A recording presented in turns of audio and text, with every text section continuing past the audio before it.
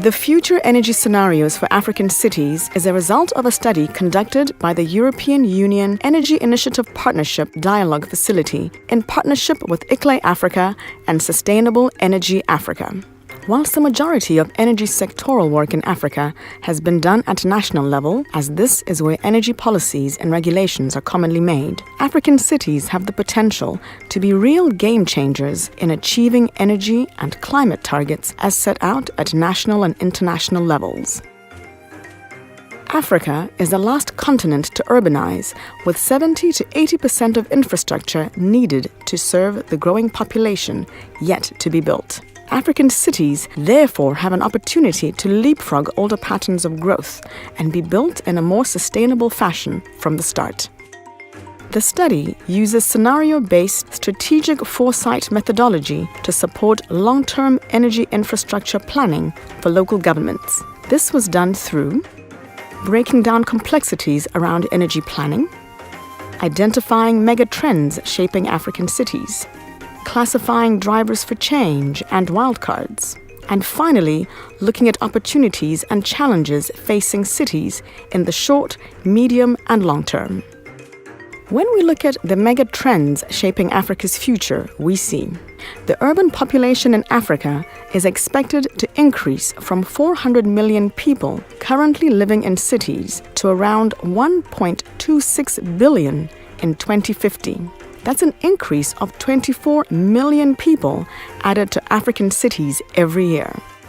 With this increase in population, we will experience higher energy demand seen especially in West and Southern Africa, with demand increasing by up to 50% by 2040.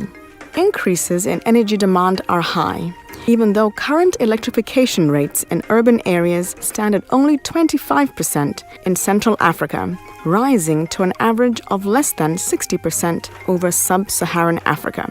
Gross domestic product growth in sub-Saharan Africa remains above all the G7 economies and shows an overall growth over time. Economic growth is, however, directly dependent on a resilient and reliable energy supply. Add to all this improved human capital, meaning we'll live longer in the future and be better educated. And what about the current buzz phrase, climate change? Already, African cities are experiencing the severe effects of climate change, including unprecedented heat extremes, changes in rainfall patterns, water scarcity, and sea level rise. These impacts are likely to also drive rural-urban migration. So what does the future of energy in sub-Saharan cities look like? The result of the study highlight 4 key scenarios. They're not specific to any individual city, but instead address issues common to several cities within sub-Saharan Africa. Scenario 1. Reliance on a centralized energy model.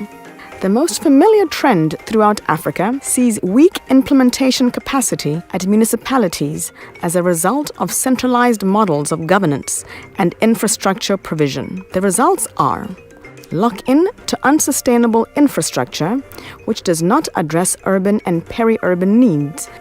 Scenario 2. Weak enforcement of ambitious climate commitments. City governments make strong commitments to climate change mitigation and adaptation through international mechanisms, such as nationally determined contributions. However, interventions fail to account for informal settlements and the informal economy. The results of this scenario show that governments are unable to ensure energy access to informal settlements in urban and peri-urban areas, and that climate change affects mostly low-income informal residents. Scenario 3. Growth-driven climate action. This scenario highlights the pathway towards a green model of expansion, where an emerging middle class supports a sustainable model of urban development, including renewable energy generation at city level. This path, however, requires large amounts of new grid infrastructure, planning and skills to accommodate high levels of renewable energy generation feeding into the system.